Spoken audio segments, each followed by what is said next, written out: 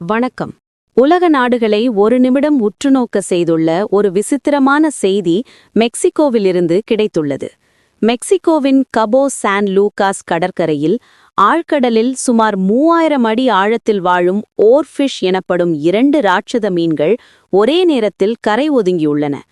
இந்த மீன்களை பழங்கால நாட்டுப்புற கதைகளில் அழிவின் மீன், அதாவது டூம்ஸ்டே ஃபிஷ் என்று அழைக்கின்றனர்.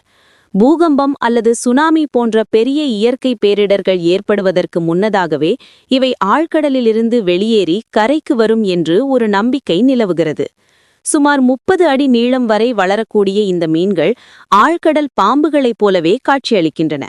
கடந்த சில நூற்றாண்டுகளில் 1-2 முறை மட்டுமே தென்பட்ட இந்த அபூர்வ மீன்கள் இப்போது ஒரே கடற்கரையில் 2 மீன்கள் ஒன்றாக காணப்பட்டது ஆராய்ச்சியாளர்களையும் பொதுமக்களையும் வியப்பில் ஆழ்த்தியுள்ளது.